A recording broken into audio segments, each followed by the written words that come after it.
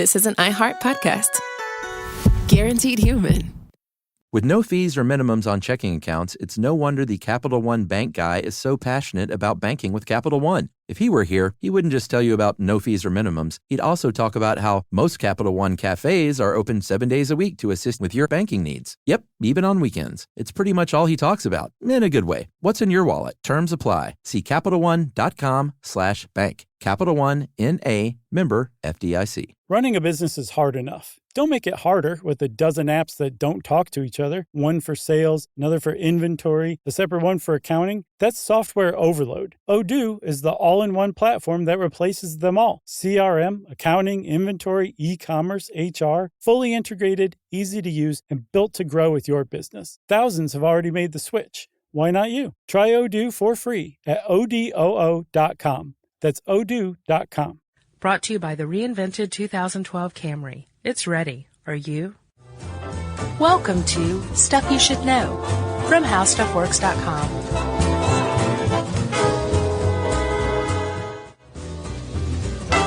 Hey, and welcome to the podcast, and happy Valentine's Day. Indeed. I'm Josh. That was Charles W. Chuck Bryant. I'm Josh Clark. This is Stuff You Should Know, the podcast, the love edition. Yeah, well, let's talk about Valentine's Day and love. Do you want to hear a possibly true Valentine's Day fact? Sure. So you know where we get the concept of sending Valentine's Day cards? Hallmark? No, it was even earlier than that. Okay. Little guy by the name of Saint Valentine. Okay. Again, this is uncorroborated, but I'm pretty sure it's true.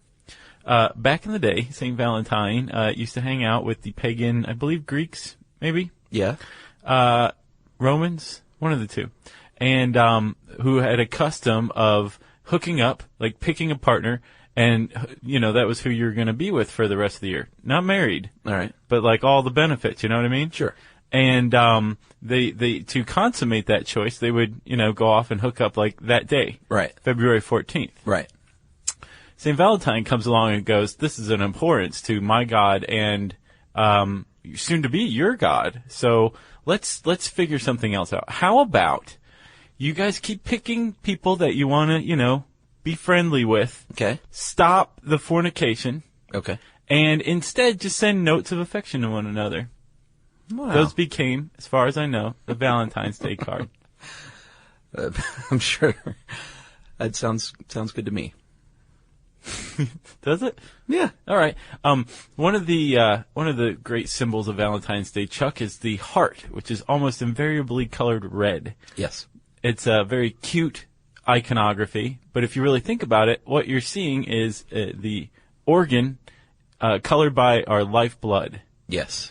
What happens when something happens to that organ or that lifeblood, and it goes from inside that cute little heart to being sprayed all over the wall at a high-speed velocity? Yeah. A bunch of things happen. Sure. A lot of telltale symbols are left behind after the person falls forward, killed or backward by the love of their life on Valentine's Day, no less. Yeah. Bud spatter?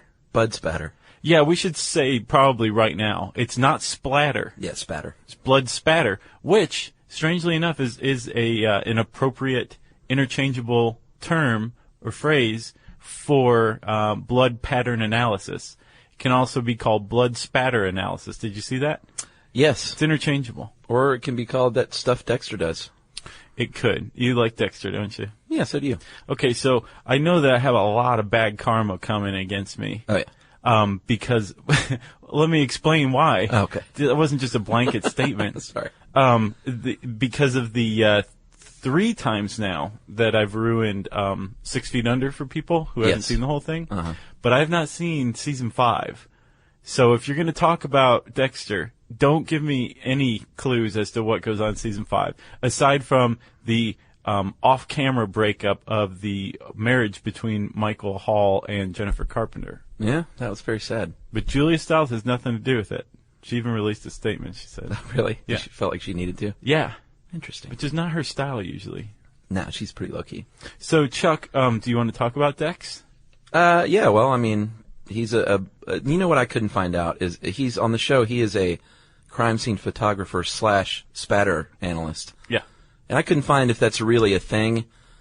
So I'm positing that maybe in some smaller municipalities they may do double duty like that. Yeah. But I bet in Miami they probably have a dedicated photographer, dedicated analyst.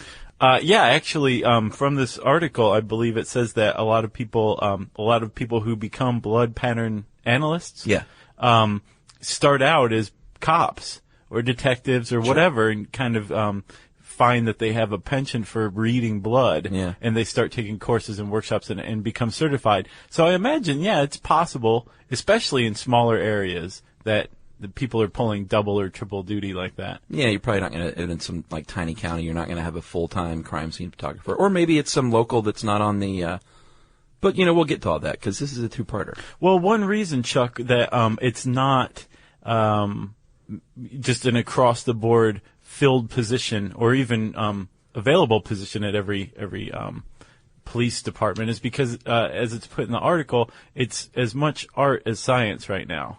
It takes a lot of interpretation, and you can't just, hand the stuff over to the prosecutor and they're just like, bam, case closed. There's the blood pattern analysis. Yeah, look at all that blood on the wall. He did it. But it is used to corroborate other evidence because, as we said, it does tell a story when the person who you love shoots you through the heart and spatters your blood all over the wall on Valentine's Day, killing you dead. Yes. Yeah.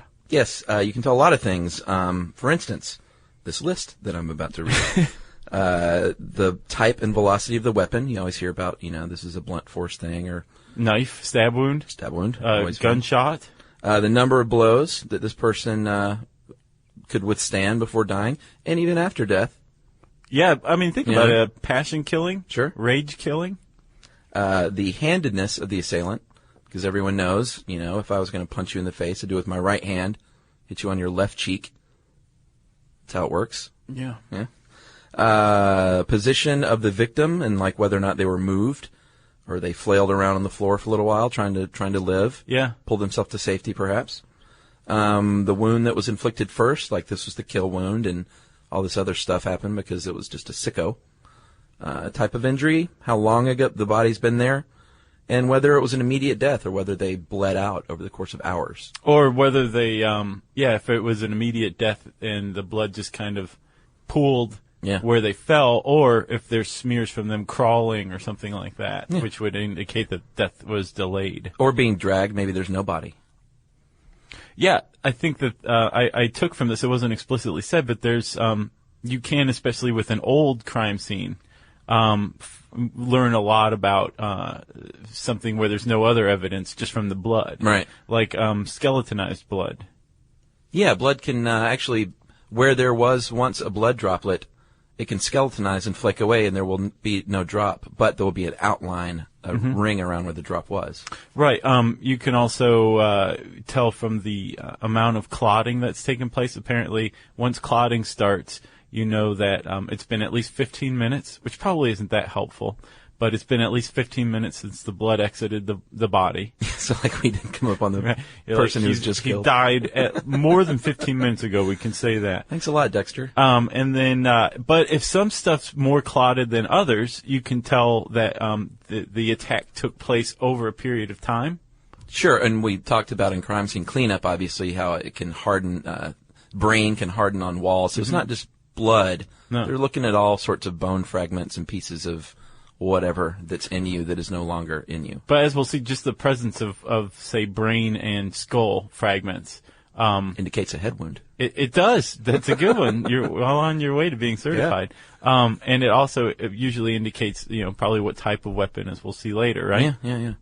The cool thing about blood, though, Josh, is that it's very predictable. It's very cohesive. It has a lot of surface tension, so the molecules bind really tight. So it's always a little round sphere until it hits something, and when it hits something, it's really predictable what happens.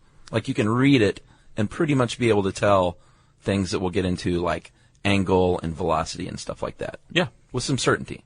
Yeah, so much that they use it in court. Yes, they do. To put people in the pokey. Sometimes unfairly. We will see that, too. Should we talk about the types of spatter? This is my favorite part. The 3 types of spatter? Mm-hmm. Support for the show comes from Public, the investing platform for those who take it seriously. On Public, you can build a multi-asset portfolio of stocks, bonds, options, crypto, and now generated assets, which allow you to turn any idea into an investable index with AI. It all starts with your prompt. From renewable energy companies with high free cash flow to semiconductor suppliers growing revenue over 20% year over year, you can literally type any prompt and put the AI to work. It screens thousands of stocks, builds a one-of-a-kind index, and lets you backtest it against the S&P 500. Then, you can invest in a few clicks. Generated assets are like EFTs with infinite possibilities, completely customizable and based on your thesis, not someone else's. Go to public.com/podcast and earn an uncapped 1% bonus when you transfer your portfolio. That's public.com/podcast. Paid for by Public Investing. Brokerage services by Open to the Public Investing, Inc. Member FINRA SIPC. Advisory services by Public Advisors LLC. SEC registered advisor. Generated assets is an interactive analysis tool. Output is for informational purposes only and is not investment recommendation or advice. Complete disclosures available at public.com/disclosures. Every great idea deserves the power to bring it to life. Meet the all-new Dell XPS laptop, the perfect combination of style, power, and performance, designed to elevate everything you do. With its modern, ultra-thin design, it's as stunning as it is functional. And the battery? It's built to last all day long, from that first sip of coffee to your evening wind down without missing a beat. And when it comes to performance, the XPS doesn't just keep up, it leads the way. Whether you're tackling your biggest projects or bringing your creative vision to life, it's built for editing photos, mixing tracks, and designing masterpieces. Powered by the Series 3 Intel Core Ultra processors, the XPS gives you the freedom to create without limits all day long. The Dell XPS proves there's no need to compromise. Style, power, and reliability come together in one expertly crafted machine. Check out the all-new Dell XPS at dell.com/XPS. Hit it then. Okay, well, there's low velocity, medium velocity, and high velocity, right? And that sounds pretty stupid, but there's different characteristics of each type of velocity group, right? Yeah. So, when blood moves, like you said, it follows predictable patterns. Gravity, force, surface tension keeps it together. And for example, say how high up a blood drop drips from. Yeah. Is going to determine how spread out that drop is. Sure. Because it has more time to accelerate. Yeah. And a greater force when it hits the ground than if it's, an inch or two off of the ground. So that's a pretty good example of a low spatter velocity, a blood drip, right? Yeah, like I've been stabbed and I'm laying on my couch with my arm dangling off and it's just dripping off my fingertip 12 inches to the carpet below. Sure, that's great. The force that's acting on this low velocity blood spatter is gravity. Yeah. Nothing else, right? They usually come from stab wounds, like you said. And then some of the properties of a low velocity blood spatter, the force of impact is less than 5 feet per second. Yeah. Not much. Yeah, that's not much. That's like a blood drop, right? Yeah, usually between 4 and 8 millimeters. That's about the size you're going to get with a low velocity. And like you said, it's you've been stabbed and you're laying there. So most of the low velocity blood spatters come about after an attack, after the injury's been sustained, right? Yeah, it's not sprayed all over the wall. Right. So stabbing is a pretty good. Usually, stabbing is low velocity, or vice versa. And one type of low velocity blood spatter from stabbing is called a passive spatter. That's after you've been stabbed and you're walking around and you're basically leaving a dripping blood trail. Yeah. Should we at this point say that this might be a little gruesome? Is it too late? I think it's a little late. All right. I guess we could go to the trouble of going back and inserting it, but I predict we will not. We will not. So let's just say that now. You can turn it off at this point if you haven't already. If you're a little creeped out by blood, which I am. Are you really? Yeah, I mean, not... You picked these. Yeah, but I mean, it doesn't mean we shouldn't cover it. Okay. I'm not I don't have a true phobia, but I mean, who likes seeing large amounts of blood in that bright red on white surfaces? It's yeesh. Have you ever passed out at the sight of blood? No, it's not that bad. I had a roommate in college named John Johnson, real name, who was shucking oysters down in Florida when we were down at the beach once. Uh-huh. And he shucked the meat of the palm of his hand and looked at it, and none of us knew that he was afraid of his own blood. Yeah. And just fell right over. And he was a big boy, so he made quite a clamor. Yeah. He came to and, was okay after that, but he fainted dead away at the sight of his own blood. Well, I've never seen something really, really, really gruesome. So. Have you never seen pictures? Yeah, I don't like that stuff. I don't either, but, yeah. I'm not into it. But people are, and we'll get to that too. Medium velocity is next, and that has a force from 5 to 100 feet per second. Yeah. Diameter no more than 4 millimeters, usually.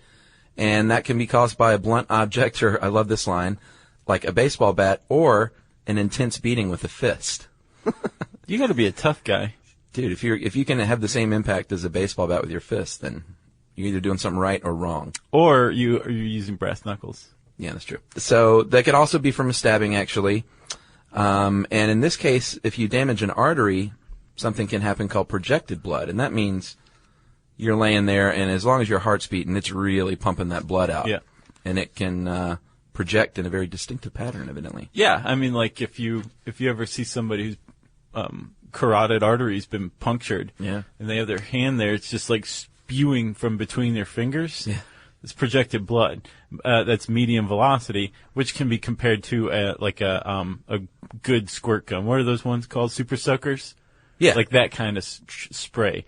And it's not just the heart that's projecting it. And that's a good example of medium velocity, the heart pumping the blood and projecting it out of the body, right?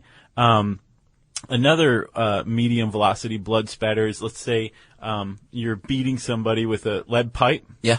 When you're drawing back again to in the conservatory. Exactly. That's what I thought of too. Right. I thought about that. When you're drawing back for another blow. Oh yeah, sure. You're whipping the blood off of the lead pipe. Yeah. After that first blow.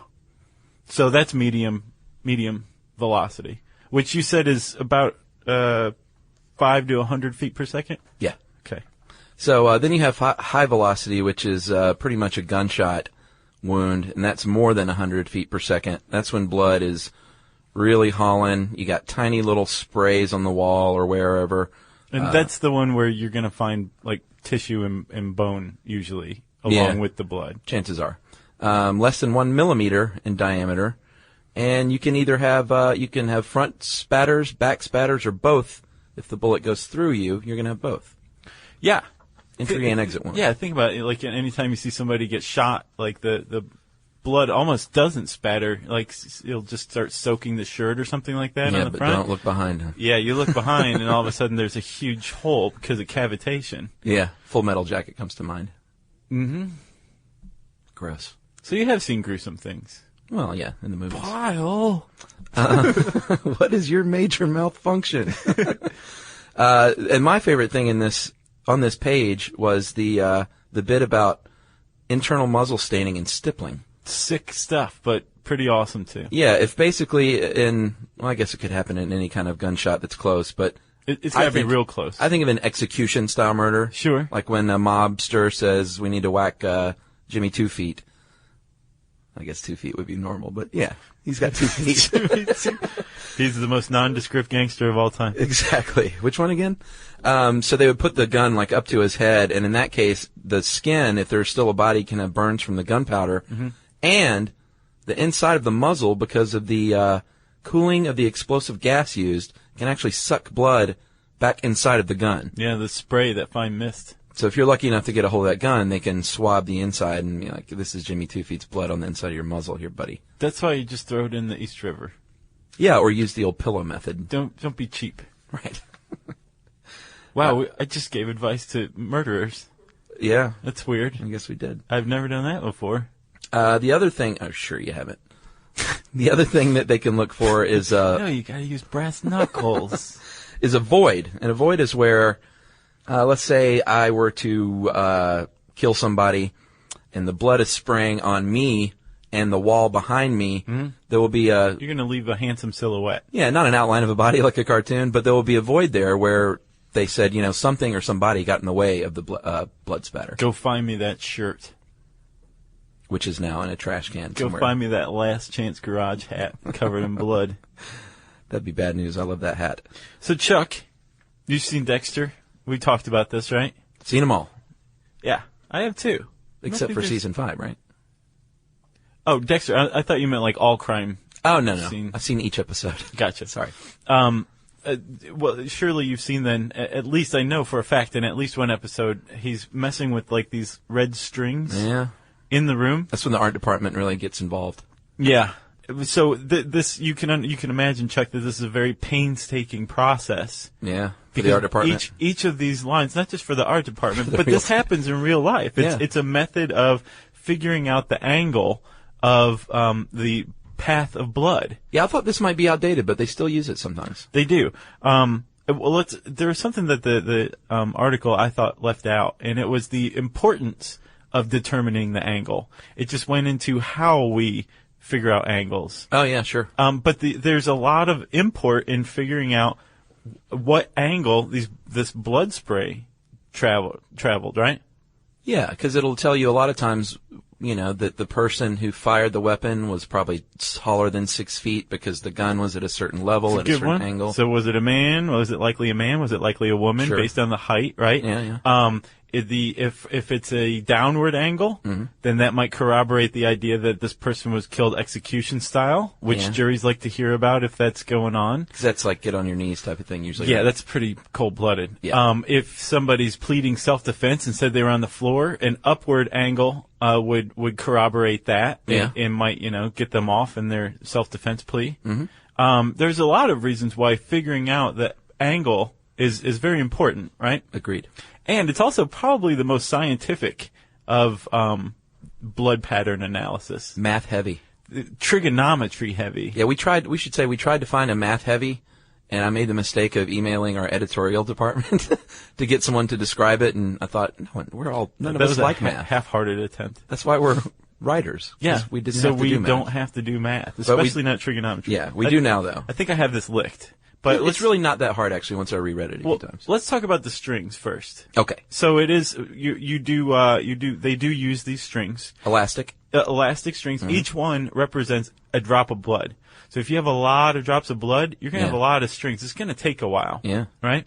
But you create you find a level, right? Like you create a level point. Yes. You start running strings through the level point from the blood to, somewhere else in space. The wall or a ceiling. And then all of a sudden, after you start doing a few of these strings, you're going to find that they all come together at a certain point. And that point is the area of convergence, a.k.a. what was originally a person's head. Exactly. Right? Yeah. And that's where all the blood came from. So you're going to find where they on the ground, where they up high. Basically, you're creating in real life a 3-dimensional model of the path this blood took. Yes. Right? And where the person was standing, where they were in relation to the wall, all that stuff. You're probably going to figure out how the person was attacked from what side, that kind of thing. Yeah.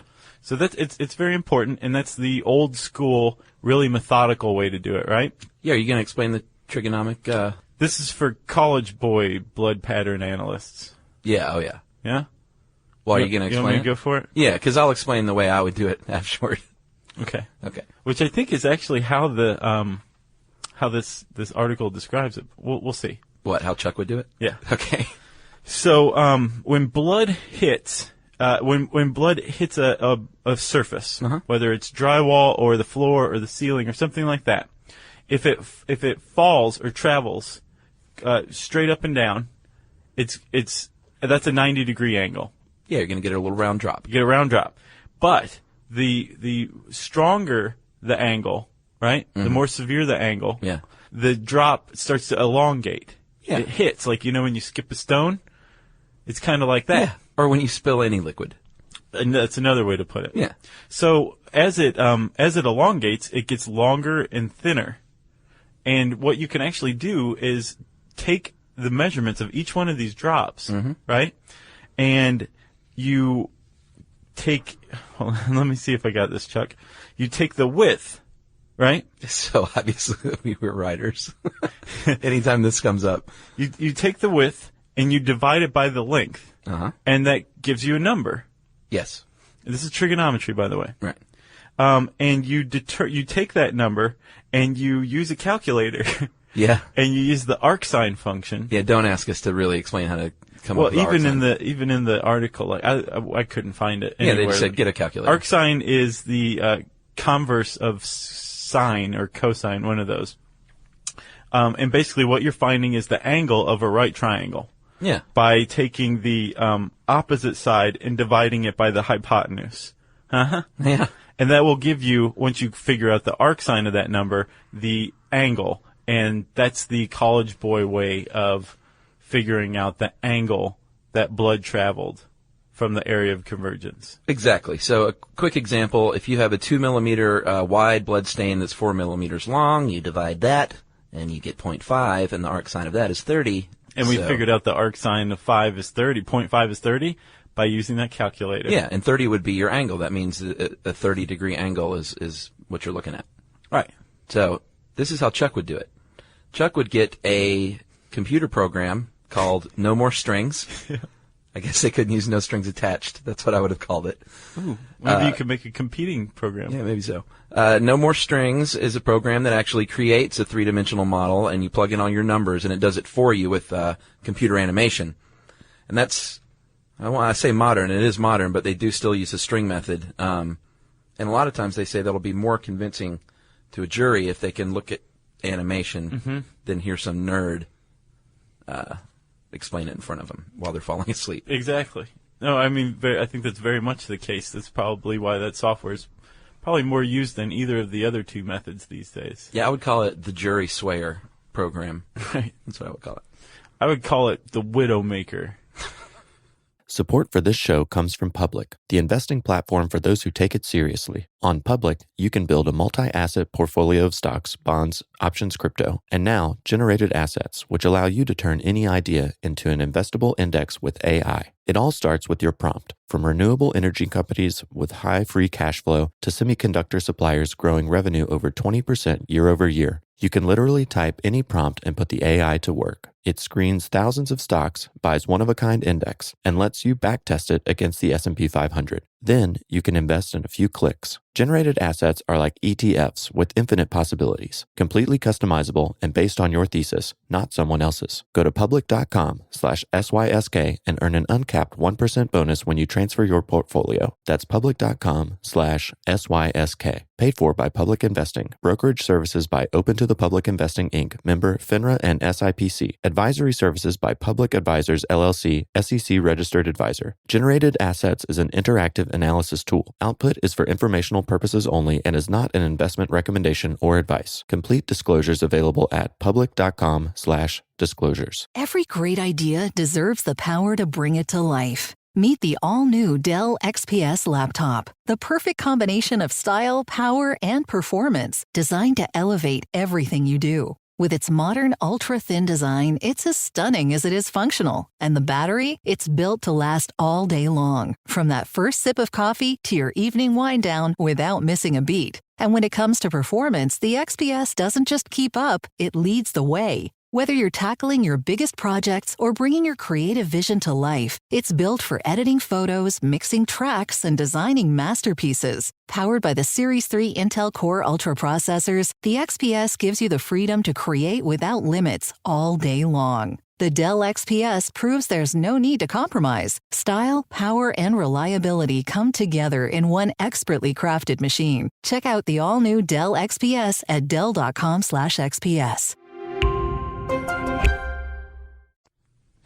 All right, a little history. Yeah, We usually cover that first, but we didn't. I think this was a fine article. I like the way it was paced and then laid out. Yeah, very detailed. Yeah.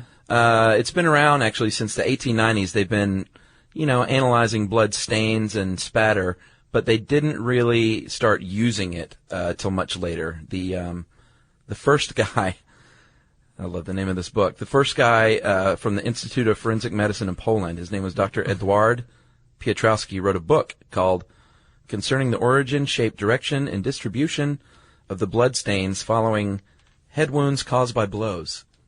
And I imagine that was also his, how he got the ladies. Right. Telling him he wrote that, showing his book to the ladies. And it would be, I think, probably about 50 years later that they actually started using these interpretations in court. That guy laid the groundwork for how to do it, at least for a beating. Yeah, for Paul Kirk. Yeah, and Paul Kirk was a physician in Ohio, right? Yeah. There was a 1955 case of Samuel Shepard being prosecuted for murder, and Dr. Kirk figured out from blood spatter analysis where Samuel Shepard was when he attacked the victim, allegedly. Well, he was prosecuted, or convicted, so that's the fact. And then it also showed that Sam Shepard, or that the victim was attacked by a left-handed person. Yeah. Who I'm assuming Sam Shepard won the case. Bam, blood spatter analysis is on the map. I wonder what the jury thought about that first. Because, I mean, now it's so all over the place. You know all about this stuff. But the first time someone, recreated a scene and said he was this tall and left-handed, were they like, wow, that's amazing? Or what are you talking about? I wonder. Probably while it's amazing, just like one's today. Yeah. Have you heard of the CSI effect? Yeah, we've talked about it. Wait, did we? Yeah. Oh, it was a long time ago. Yeah. It was between episodes 0 and 100. Gotcha. But explain it, because we have new listeners. Oh, well, and welcome, new listeners. Hey, new listeners, listen up. The CSI effect is basically juries watching things like CSI, Dexter, all this televisionized blood spatter analysis or forensic science, and expecting that. So if a prosecutor fails to deliver, that means that the case isn't all that great. Yeah. Or, conversely, if the prosecutor or the defense can deliver some whiz-bang, no more strings, 3D graphics of somebody getting shot or not getting shot, the jury is swayed because, that's how you win. That's how you win a case. So yeah. There's an expectation that a case has to have that kind of thing. Yeah. That's the CSI effect. Yeah, it's either someone going, that's not how they do it on TV. Yeah, exactly. Or, hey, that's exactly how they do it on TV. Right. Probably has the reverse effect, too.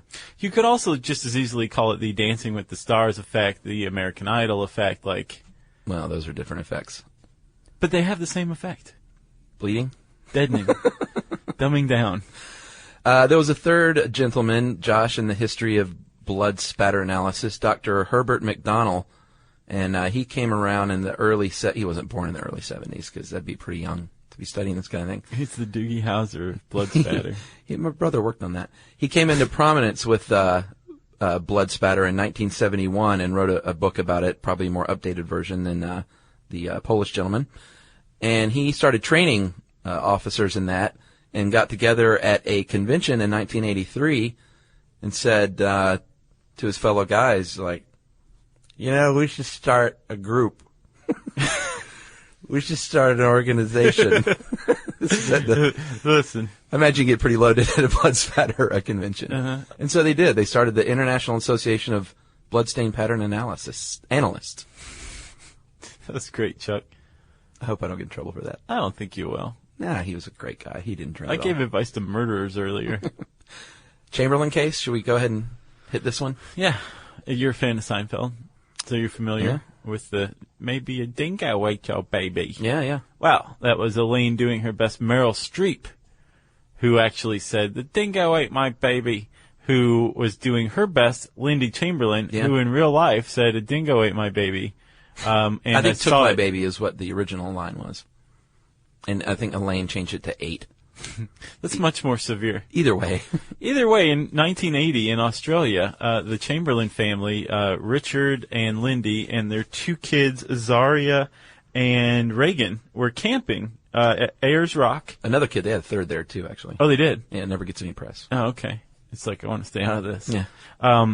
They were camping with their 3 kids at Ayers Rock, and apparently Lindy, the mom, noticed a dingo near her kid's tent and went over and saw the dingo. I guess it was nighttime, running off with something. She said she couldn't see what. Yeah. But when she looked at the inside the tent, she saw that the 4-week-old or 10-week-old Azaria was missing and that there was blood. So there was a huge search of this park, and they found a dingo lair, found the baby's clothes. Yeah. Now bloody, and basically didn't buy the mom's story or the parent's story that it was a dingo. They thought pretty quickly off the bat that there was something fishy, something hinky, as you would say. Yeah. And they started investigating her, and kind of under the assumption that that they framed a dingo. They'd actually murdered their baby. Yeah, a couple of the things that happened was they found when they found the little jumper, it was not torn that much. It was bloody, but the snaps were closed, and it looked as if it had been pulled off of a body. The key thing that happened was the mom said, Lindy said, there was a jacket. She had a jacket on, and they didn't find any jacket at all. Right. And the other thing that happened was there was a witness, not a witness, but someone nearby camping that obviously when all the brouhaha started, she came over there, and she saw the cops pick up the jumper and just fold it and take it away. Right. And even she, I think at the time, thought, you probably shouldn't be handling evidence like that. Yeah. It's not the way to do it. And they didn't photo document the scene, right? No. Big mistake.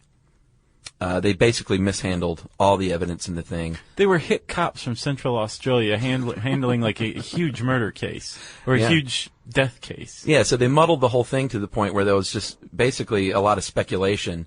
They had one expert testify that from the blood stain on the jumper, it looked like a throat was cut. Yeah. And that's pretty much what sealed her fate to be convicted. Well, what also sealed her fate is that she remained very cool and unemotional throughout this trial. Oh, really? And the jury hated her. They did not like her. They didn't understand why a woman could remain collected when her baby was dead, let alone when she's being tried for it, if she hadn't really killed the baby. So in addition to just botched handling of blood pattern analysis, or no real blood pattern analysis, it was, her demeanor that helped convict her as well. Interesting. I want to see that movie. I haven't seen it. I haven't either. I just know about it for some reason. Yeah, well, she got an Academy Award nomination. But all she has to do is show up and she gets an Academy Award nomination. Not necessarily true. Let's get real. No? You about to point out a stinker of Meryl Streep's? I'm just saying she's played the same character a few times. Oh, please. Okay. We won't go down that road. What happened to the Chamberlains, Chuck? Well, she was convicted of murder, and he was convicted, right, too, as well? Of being an accessory, or as some say, accessory to murder. Right? Yes, and she was in jail, sent to prison for life, and then 3 years later, a guy was hiking in a similar area, fell to his death. Oh, my God. And when they went and found his body, he was near a dingo lair, several dingo lairs, and they found the missing jacket. Just by chance, because this guy had fallen to his death there. Did not know that. And as far as I know, Richard Chamberlain did not push him to his death so they could find the planted jacket. So they actually said, no, this clears you guys. We found the jacket years later, covered with blood, near dingo lairs, torn. Sorry. Here's 1.3 million. Sorry about your baby. She got 1.3 mil Australian, is it pounds? Australian dollars. Australian units of money. No, Australian dollars. Is it dollars? I swear. And apparently that was only about a third of their legal fees, so it's not the happiest ending. Although she did end up out of jail and exonerated. She got to meet Meryl Streep. I imagine so. Maybe. I wonder if she met Julia Louis-Dreyfus. Probably not. Probably not. So, that's blood pattern analysis. There's a lot of really cool graphics and illustrations. Did you see those? Yeah, and by graphics we don't mean awful, awful pictures. We mean... there's some pictures of blood, and if you read the captions, you're like, ugh. Yeah. But no, it's not like anything that the average person couldn't handle. But no, there's some cool illustrations of how you figure out areas of convergence, that kind of stuff. Yeah. Really puts the punch into trigonometry. That's what How Stuff Works does. Absolutely. Type in blood. Just blood. It'll bring up a bunch of cool stuff, but if you really want to do a good search, do blood pattern in the search bar, the bloody, bleeding, gushing search bar at howstuffworks.com. And since I said bloody, bleeding, blood, what did I say? Bloody, bleeding search bar. Since I said that, it means it's time for the listener mail. Josh, I'm going to call this Malingling Munkhauser's. Jerry either laughed at that or she blew snot because she's sick. Maybe the both. This is from Brooks, and Brooks says, "Hi guys and Jerry, I've been loving your podcast for the last few weeks. New listener. If loving our podcast is wrong, Brooke doesn't want to be right. While he's been driving 45 minutes to a different hospital for his ER rotation. Sorry, Brooks. He's a fourth-year med student. During the Munkhausen podcast, you mentioned malingering, which made me think of one of the patients we saw in the ER last week. And he says that this doesn't violate any HIPAA oath because he doesn't have any details that matter. Mm-hmm. I don't know if I believe him. I don't. But we'll see. A young guy came in complaining of sudden onset flank pain, classic for kidney stones. Sure. We asked him for a urine sample to check for microscopic blood. Our first clue that something was up should have been when he asked if we needed to watch him supply the sample. That's only routine procedure in drug testing, not medical testing. When we got the sample from him, it was totally bloody, and we knew it was contaminated. Wow. So we asked him for a catheterized specimen, and I was totally shocked when he said, okay. Not many people dig the catheter. I think he was shocked. Yeah, I think he was shocked by the size of the tube used to get the sample. He nearly jumped off the table during the process. But during his moving, an empty blood vial shook out of his pocket. What we concluded was that he had stolen a vial of his own blood from a lab earlier in the day, brought it to the ER with the goal of convincing us he had a kidney stone. His secondary gain, aside from malingering, painkillers. Yeah, He's drug looking- seeking. Yeah. Med seeking. My boss was not amused, though I was. Just thought you'd enjoy hearing about a good solid case of malingering. From JD of Scrubs. Yeah. From Brooks of Shawshank Redemption. That's a good one, Brooks. We appreciate you. Thanks for sending that in. That's awesome. Good luck. Med student, Fourth year. fourth year. Good luck in the real world. We're pulling for you. Keep sending us cool stories. My mom was an ER nurse for decades, and she always had the best stories ever. Yeah. If you have a good story about, probably not too many blood spatter stories out. A good Valentine's Day story. We want to hear it. Wrap it up. Send it in an email to stuffpodcast@howstuffworks.com. For more on this and thousands of other topics, visit howstuffworks.com. To learn more about the podcast, click on the podcast icon in the upper right corner of our homepage. The How Stuff Works iPhone app has arrived. Download it today on iTunes. Brought to you by the reinvented 2012 Camry. It's ready. Are you? The NFL playoffs are here, and Wild Card Weekend powered by Verizon is in full swing. Man, it all comes down to this. The stakes are high, hopes are higher, and everything is on the line. My goodness! It's win or go home, and every moment counts on the road to Super Bowl 60. It's a touchdown! Wild Card Weekend powered by Verizon. Through Monday. Visit watch.nfl.com for the full schedule.